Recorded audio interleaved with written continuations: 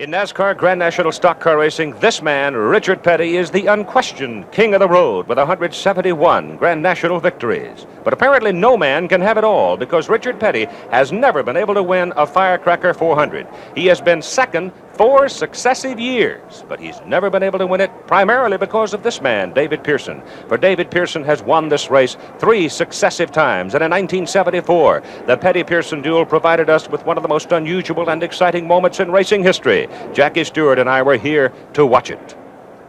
Now it is 1 year later as the starting field of 40 cars moves off the grid for the 17th running of the Firecracker 400. And my goodness, there has certainly been conversation over the Petty-Pearson duel in this particular race. And the crowd, better than 60,000, is on hand to watch as we get ready for the Firecracker. Hello, everybody. I'm Keith Jackson. The Firecracker 400 run in the middle of summer, a time of testing for both cars and drivers. Of course, everybody talks about the Petty-Pearson situation. They dominate everything, it seems, these days. But there are a lot of people sitting at the front of the pack, a lot of people in the middle of the pack, who may have the equipment and certainly have the desire and temper to knock off the Petty-Pearson tandem.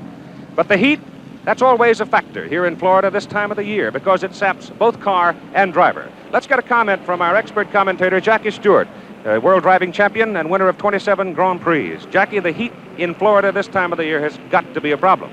Yes, Keith, it is. Of course, this is a slightly shorter race. It's a 400-mile race instead of the usual 500. But in July, it's a great deal warmer than it is in February for the 500 that we covered earlier. I think it's going to affect the drivers. A man like Richard Petty, a big man, may lose as much as 8 or 10 pounds in weight just through nervous energy and perspiration. The cars, however, are going to lose something as well. Because what does occur is that when cars draft, the temperature gauges go right up in this hot summer sun. And certainly we're going to see a lot of attrition mechanically. Now we are in the pace lap. Chris Economaki is also with us. We'll hear from him in just a few minutes. Let's set the front of the pack for you. Donnie Allison sits on the pole. On the front row with him outside, Buddy Baker. In row number 2, it's David Pearson and Darrell Waltrip. Waltrip has a win now in 1975. In row number 3, it'll be Dave Marcus and Richard Brooks, a couple of young Chargers.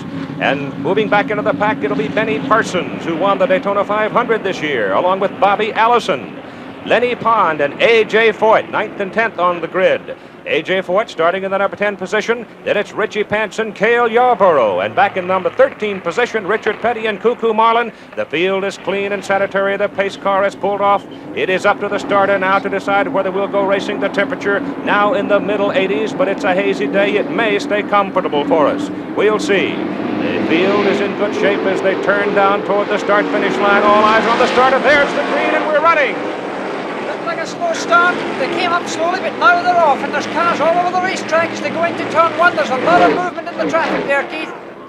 Donnie Allison, the pole sitter, sitting on the pole at better than 186 miles an hour, makes a bid for and gets the lead going through turn number 1. Buddy Baker is right there, and we've got yellow lights on around the racetrack as one of the cars is pulled off. So I think that's the earliest yellow we've ever had, and it's Johnny Rutherford in car number 83. Off the start, runs into trouble, and he has to leave the field, and they immediately step on the yellow light and slow him down. They'll continue to race as they come around and get the yellow flag at the start-finish line. But off the first lap, we're running under yellow. At the beginning of the Firecracker 400, we'll be back for the restart in just a moment. All right, Chris, now we look back to the track, and we've got a green flag, and we are racing at the Daytona International Speedway in the Firecracker 400. Your leader is Buddy Baker in a Ford, number 15, with Donnie Allison in a Chevy sitting behind him. A.J. Foyt and Cale Yarborough in Chevys have made big moves. As A.J. has jumped all the way to 3rd place, Cale is running 4th. Then you come to Richard Brooks, David Pearson, and Bobby Allison. They're certainly going high in the banking there, and you've got Buddy Baker. My goodness, Buddy's taken quite a lead there. He's got Donnie Allison behind him, but Buddy's really standing on it. He's a big, strong man, and he's certainly got it all the way to the floor right now. We might also note that the temperature has not climbed much as we anticipated. It's kind of a hazy day here at Daytona Beach, and it may remain comfortable throughout the race of 400 miles as Donnie Allison closes in on Buddy Baker. Now you see way back at the pack, as we're not far from having our first lapping.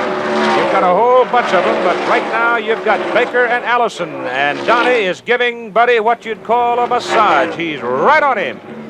Donnie hasn't won much recently. He's been having a bad time with mechanical troubles, but he certainly would love to win the 400 today. He's certainly very close. He's high up in the race, both racetracks being used all the way up there, both cars really using it. And look how he's tucked in right now. It looks as if he's really pushing him, and of course this aerodynamically helps a great deal, really pushing the other car forward.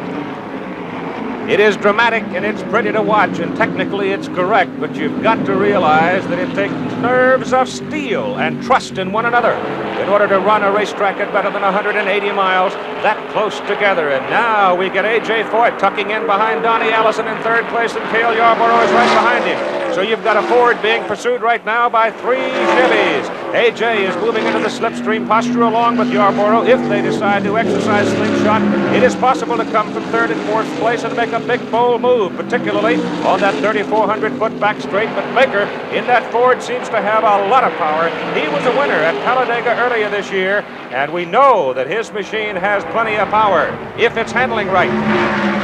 But A.J. Foyt looks as if he's got a bit of power. There he goes. A.J.'s into second spot now. Car number 28, the red car on your screen there, really going high up in the banking there. A.J. Foyt, who'd won in Pocono just a few days ago, really, is now in NASCAR racing, really performing as usual. A very versatile driver. We might note that another USAC winner, Johnny Rutherford, went out on the very first lap. Colonel Waltrip had some gear trouble, and he's back on the racetrack now, and A.J. steps out from behind. Buddy Baker moves up alongside of him, making a bid for the lead. Can he get it? He's got his nose in front at this particular point, but he can't do it, as Baker just beats him off. But A.J. doesn't make it. In fact, he slipped past, and Cale Yarborough's taken over second position. He was in the wrong part of the racetrack. He scrubbed off speed. He certainly lost an advantage there. So it settles for just a moment up front, but Donnie Allison takes a run at A.J. and trying to move him out of the number 3 position, but Foyt up high holds third place as Baker leads and Yarborough runs in second place. I'd like to take a moment to congratulate Billie Jean King for having won the Wimbledon Women's Singles Championship for a 6th time. Great victory for her. She says it may conclude her major singles tennis competition. The Daytona International Motor Speedway. We'll be right back here in just a moment. All right, let's set the front runners again for you. It's a Ford with Buddy Baker up in front, number 15, A.J. Foyt, and a Chevy number 28 behind him. Then comes Donnie Allison, Cale Yarborough, Richard Brooks hanging right in there. David Pearson still cooling it. A.J. moves up alongside Buddy. Looks like he wants to take the lead away from him if he can. He's tried it now on 2 other occasions, has not been able to do it, and he's not able to do it this time either. Benny Parsons, Daytona 500 winner, has also moved up into this lead pack. Car number 72, we may hear from him later, picking up a timing here to give you some idea of how fast they're going, and we're guessing the time has to be up over 180 miles an hour. And again, I'll say the temperature is quite comfortable so far today. Here in the Firecracker 400, it can be insufferably hot, but looks like we're going to luck out today as the weather continues rather cool. Donnie Allison started on the pole at better than 186 miles an hour, and we now see A.J. Foyt move up again, moving out of the slipstreaming or the drafting position, moves up alongside Buddy Baker. Baker's sure had a lot of pressure put on him today, but so far he has been imperturbable. He has just simply been running his own race, and the car is performing very well for him. But you can see you have a very tight 4-car pack drafting right there. Now, on that timing, 49.5 seconds will translate at better than 181.8 miles an hour. Johnny Rutherford, we noted, out of the race on the very first lap. Chris Economaki has Johnny with him. John, your Daytona luck is probably the worst of any visiting driver. What was it today? Well, Chris, just as I reached up to pull the car into 4th gear on the start to get ready to really get with it, the gear shift handle hit me right in the palm. Just a real good shot in the transmission. It just exploded out the bottom of the car. All right, Johnny Rutherford. A.J. Foyt slipping right in behind Buddy Baker. He won't turn him loose. And A.J. taking a run at him. He's got the slingshot going, and this time A.J. moves into the lead. So A.J. Foyt, coming off just a few days ago a victory at Pocono, has the lead in the Firecracker 400. Before the race started today, Chris Economaki talked with the tough Texan. Here's what he had to say. What about starting way back the way you are, Jay? You had trouble qualifying? Well, not really. We had a spark plug wire come off, and we qualified 10th. But like I've always said, you can start anywhere in any of these fields and win the race. But AJ's lead is short-lived as Buddy Baker blows right on by him and regains the lead. But AJ's really trying. He's all over the racetrack. He's high in the banking, he's low in the banking, he's really scrubbing that car around. And of course this affects the car because tire temperatures go up, and when that happens the car's handling does change. So AJ's got to balance this out, and it isn't easy. Here's Cale Yarborough making a move, get back in the challenge for the leadership as he moves up alongside Donnie Allison, taking a run at him in the turn, and he's down low. Looks like he's going to get it, and he does. And here's Richard Petty on pit road. Richard Petty running 12th in the field has hit pit road. Chris Economic is in the area. The big question, Keith, is why Petty makes this early stop. It's about 10 laps before he should be stopping for fuel. It's going to put his pit stops out of phase. He's asked for tires on the left and the right side, so apparently that's the key to the problem. His car is not handling well, so he's come in for a complete tire change, but significantly now, Petty falls a lap down. And to be one lap down in a race like this is in serious trouble. So Petty, who has had so many years of trying to win the Firecracker 400, now is under severe handicap, one lap down as he goes back out on the track. Earlier, Jackie talked with Richard this morning. Richard, are you superstitious? Not really. 13th in this position neither means good luck or bad luck to you? Well, I told him I've run about, I don't know, 13, 14, 15 races down here, something like that, and I've started from every position but 13. So I'm going to try that and see if I can win with that. Maybe that's the combination. That might be. The leader, Buddy Baker, car number 15, looks a little loose as he works his way through traffic coming down low. David Pearson, car number 21, working well through the traffic, has moved up into the number 2 position now. A.J. Foyt is 3rd, Benny Parsons 4, followed by Cale Yarborough here in the Firecracker 400. We'll be back here in Daytona in a little while for more coverage of the Firecracker 400. But right now, let's enjoy another kind of festival. You know, this is the time of year when people go outdoors and have themselves a lot of fun. An event seen earlier on ABC's Wide World of Sports, the Lumberjack Festival, including the World Lumberjack Championships held every year in Hayward, Wisconsin. I've been there. I really enjoyed it. So let's have a look at what the Lumberjacks can do in the North Woods of Wisconsin. We'll see the conclusion of the World Lumberjack Championships from Hayward, Wisconsin a little later, but right now we're back at Daytona International Motor Speedway, racing in the Firecracker 400. David Pearson in car number 21 has the lead, followed by A.J. Foyt, Buddy Baker, and David Pearson pulling down. He may be headed for pit road, and he is. I might note, too, that Bobby Allison has gone out of the race. So the leader, Pearson, is in. A.J. Foyt takes over the lead. Let's join Chris. Dominated so many stock car races, is bringing his cheerleader Mercury in for the Wood Brothers. The most famous pit crew in racing. There's a piece of paper over his nose piece. We wonder if they'll get that off. Again, it's the famous Wood Brothers crew. Right side tires, a windshield cleaning job, and now there's only so many men allowed over the pit. They see the thing on the nose, but yet no one has gotten it. No one has taken it off yet. Now left side tires are being changed. As this pit crew, the greatest pit team in racing, getting David Pearson on his way back out on the track, and certainly very fast time as that number 21 car goes back on the raceway. One-stop service of the highest order. 4 tires, fuel, a drink for the driver, and other sundry maintenance taken care of in the pits here at Daytona. But pieces of paper in front of the radiator like that can mean murder to an engine. It really can kill an engine because overheating can take place. And when that happens, it's bad for engines. But A.J. Foyt's coming into the pits. The red car number 28's coming in, and look, his rear wheels are locked up, smoke pouring off his rear wheels as A.J. brings the car into his mechanics, who, of course, are ready for him. So A.J. Foyt surrenders the lead. That puts Buddy Baker back in front. We might also note that Richard Petty, during these pit stops, has unlapped himself. So Petty is now running on the same lap as the leaders. But this man, driving car number 21, David Pearson, has suddenly now moved up into the thick of things and become an ominous figure. Let's go back to February, Daytona 500, 1975. Believe it or not, David Pearson has never won the Daytona 500, but this year he had it in hand. The car on the right there. He decided to go in between Cale Yarborough and Richie Panch with just 3 laps to go and a 17-second lead over Benny Parsons. He tapped Yarborough, broke his car loose from the racetrack, spun out of it, and that long-sought victory at Daytona was suddenly gone again for David Pearson. Earlier today, Jackie talked with David. What sort of little tricks have you got up your sleeve this year, David? Well, I don't know. In fact, we have to just wait and, see how the race goes along and see if I am in position to try to outsmart some of the other guys or out-trick them. So right now, I'm just worried about trying to finish right now.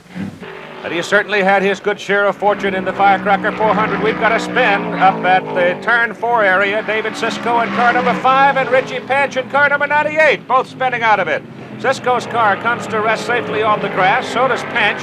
They did not make contact. They just both spun. It looks like Panch is going to be able to keep going. He's flattened his tires, though, and he'll have to come in, but it does bring out the yellow flag. And your leader right now is Buddy Baker. So the yellow is out, and we'll be back with more in a moment. Here at the Daytona International Motor Speedway, the Firecracker 400 continues to thunder along. Your leader is Buddy Baker in car number 15, followed by David Pearson. And then comes Cale Yarborough, the red car on the left. That's A.J. Foyt. He has just been lapped by Buddy Baker. Now he's trying to fight off David Pearson to keep from going a lap down to him. So A.J. Foyt now slowing down some, trying to hang on and keep the leaders in sight. The temperature remains comfortable, middle 80s on this particular day for a Firecracker 400.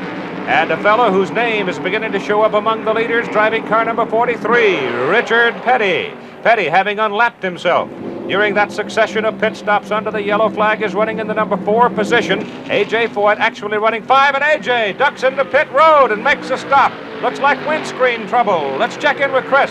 Well, it is windshield trouble. They're going to have to make a change, Keith. Also, he may have overheating problems. They're turning a hose on that windshield. This is double trouble for the 3-time Indianapolis winner, because this change will put him another lap down, and it may knock any chance of victory out for A.J. Foyt. If he can get it done within a lap out on the racetrack, it is still Baker and Pearson having at it.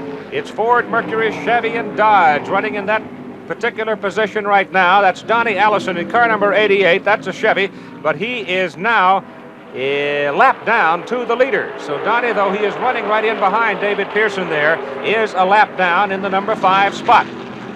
The leader is Buddy Baker, and he's running right along, but he's getting pressure from Pearson. Meantime, they continue to struggle along pit road with A.J. Foyt.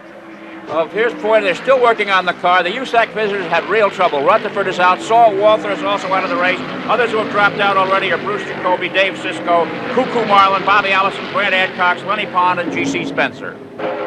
Richard Petty running in 4th spot. Relationship here from 4th to 1st. Cale Yarborough is running 3rd. David Pearson 2nd. And the leader right there in car number 15 is Buddy Baker. So Richard Petty remains very much a figure. He's always a figure here in these jousts at Daytona. If you like NASCAR Grand National Stock Car Racing, July 19, they run in Nashville, Tennessee. August 3rd, Pocono, Pennsylvania. August 10th in Talladega, Alabama. Buddy Baker sailing along, getting a massage from David Pearson. We'll have more of the Firecracker 400 in a little while, but right now let's go back to the North Woods of Wisconsin and the conclusion of the World Lumberjack Championships. All right, this is Keith Jackson along with Jackie Stewart, Chris Economaki at Daytona International Motor Speedway and the Firecracker 400, and we're heading downhill in the 1975 400. Buddy Baker continues to lead in car number 15 of Ford. Right behind him, the Mercury, number 21, David Pearson. Then comes the Dodge with number 43, Richard Petty, and Dave Marcus, number 71, has moved up into the number 4 position, having unlapped himself. That's right, and he's trying to keep ahead of the cars there. You can see the red car is Dave Marcus trying to get past. He's trying to go one side, then the other side, but he's in front of the cars that are leading this race, and this must be a concern to them, because they've got to keep clear of any sort of trouble that could crop up at this time. And of course, you've got the big man, Buddy Baker, in the lead at this time. The car below there, he's trying to get through underneath another car, and behind him, of course, is David Pearson, the man who threatens everybody. And there goes David Pearson trying to get the lead, and he's got the lead from Buddy Baker.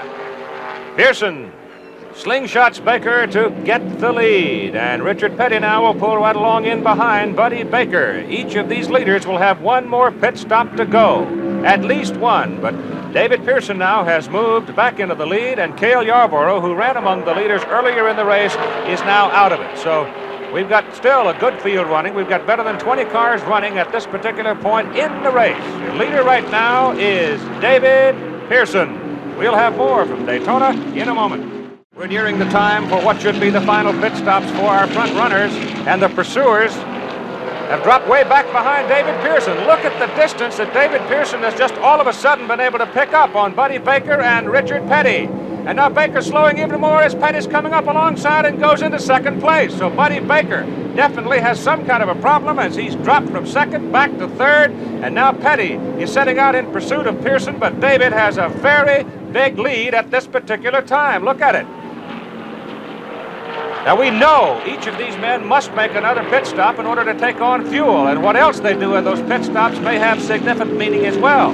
Buddy Baker obviously is going to be hunting the pit road because he has dropped so much off the pace. And Baker now is going down pit road as Pearson runs way out in front. So Baker is on his way to his pit. Chris Economac is in the area.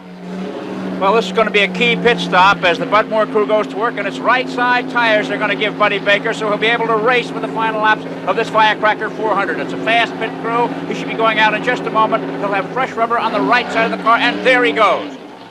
So Baker is out in good shape, and Jackie, David Pearson's blowing smoke. There's oil smoke coming out the back of David Pearson's car. What a disappointment for David Pearson after taking the lead the way he did in a dramatic way. But the oil smoke seems to have stopped for a moment.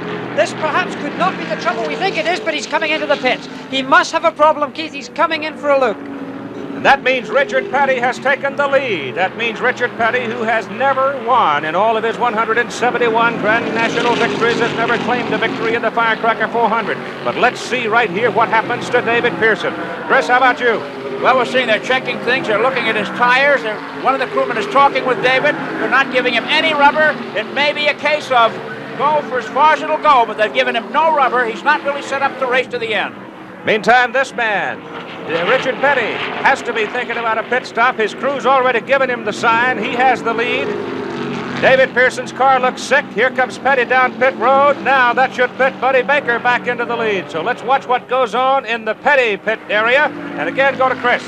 Okay, Richard Petty pulling up here to a stop. Let's see what his crew gives him in addition to fuel. Rubber, of course, but this time it's left side rubber. Not right. Let's see if they change all four. It looks as though they're going to concentrate only on the left side. These seconds are ticking away. They're going to have to get him back out there in a moment. And Petty chooses left side rubber on his final pit stop of the race. There he goes. A great pit stop. They top the tank, go left side tires. Remember that now. Baker took right side and Petty took left side. And David Pearson is cooking. He's done. Yeah, there's oil smoke now. I'm afraid this looks the end of the line for David Pearson because it's quite a lot of smoke this time.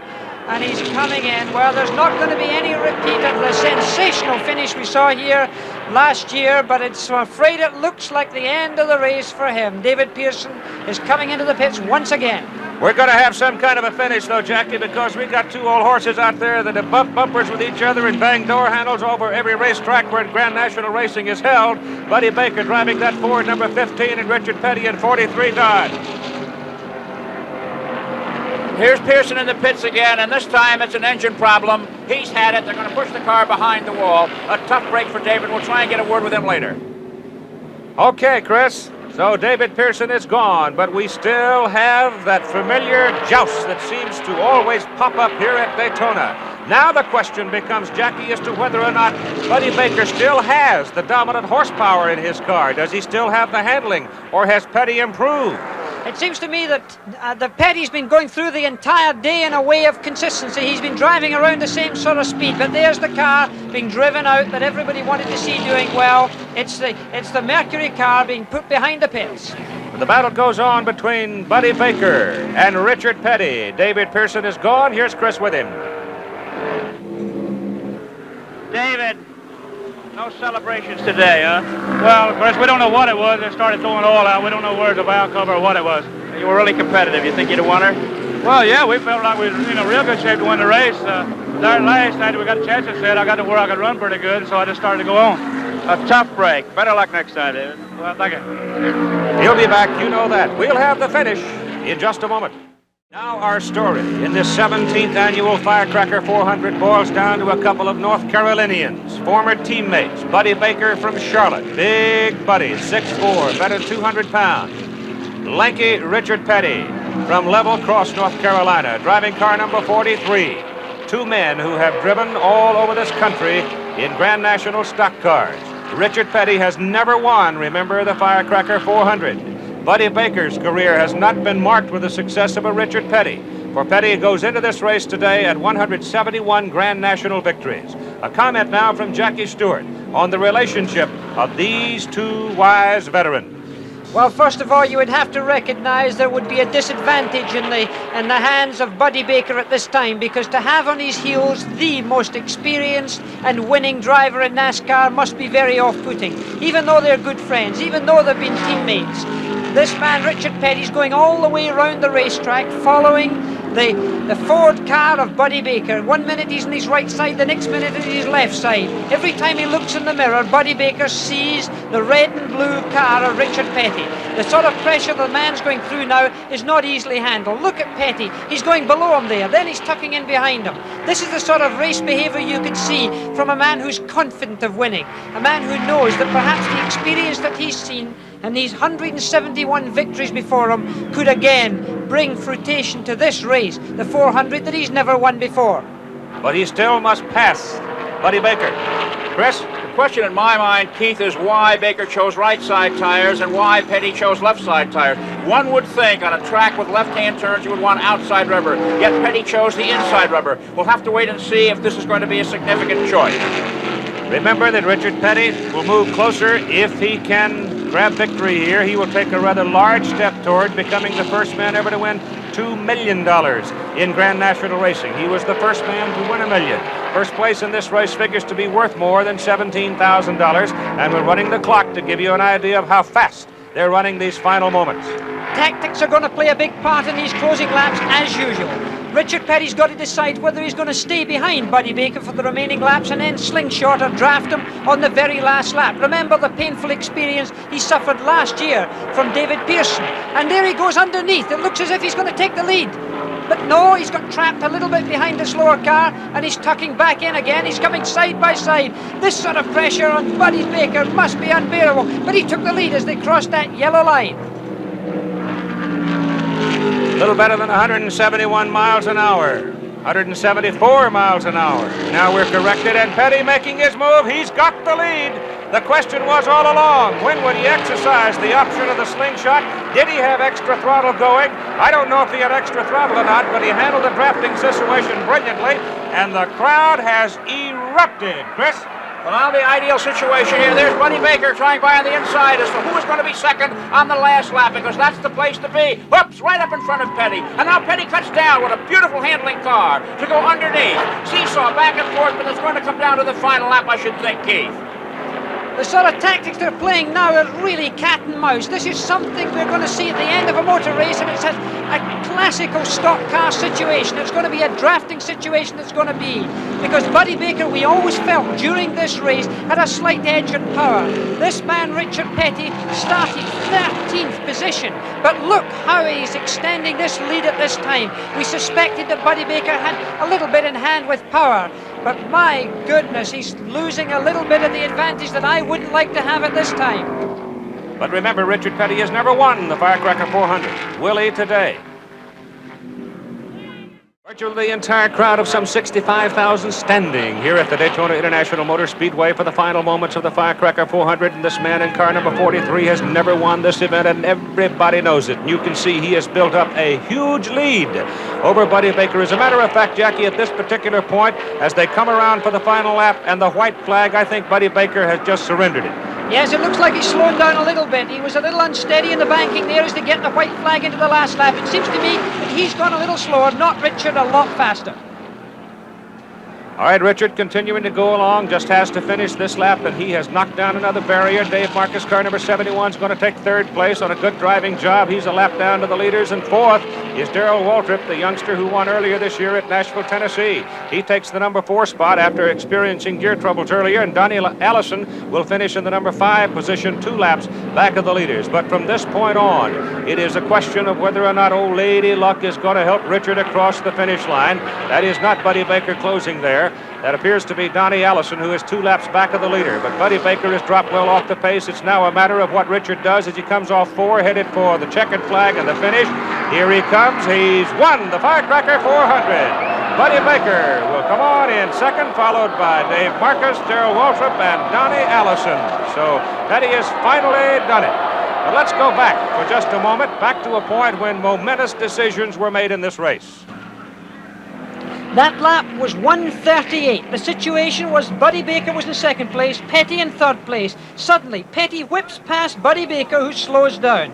What happened after that made the difference between victory and defeat. Buddy Baker came into the pits. The Bud Moore team decided to change the outside rubber. This is normal because the outside tires would normally overheat, and it was the decision that they thought to be correct. The difference was that the Richard Petty team, when he came into the pits, changed the left side rubber, the inside rubber. This was because he knew that the inside rubber was needed for the groove because he was running high on the racetrack, and this is really what won the race. Richard, how many years you been trying in the Firecracker? I don't know, since 59, all except 2 races, and we finally got there. Finally made it. Richard, you fell back very early today. You stopped early for tires, was it not? Yeah, but there at last, I run the same speed as what I did at first. I run the same speed all day long. Everybody else just run fast and slow up, and, you know, our car wouldn't run fast, but we could run wide open all the way around the racetrack, and, you know, 179, 180 was fast enough to win the race. Okay, what was a turning point in the race for you, Richard, do you think? Because you weren't running with the top 8 for a long time. Well, naturally, when they had that, there was 3 of us in the same lap, and I was in pretty good shape, but then they had a caution, and that put me up there with Pearson and Baker, and I knew then that it would be down to a pit stop because there was no way, no matter how slow I run, that they was going to run enough to lap me. So then it was going to come down to the race to who made a good pit stop, and where it was, Buddy and myself made about the same pit stops, but I changed left side tires and they changed right side tires, and I think that the left side tires just worked a little bit better today and made the car handle. One last question, Richard. What were you thinking about last year? Was till Pearson blew it, and I didn't worry about it no more. Okay, congratulations. And Richard Petty, finally, after since trying from 1959, winner in the Firecracker 400.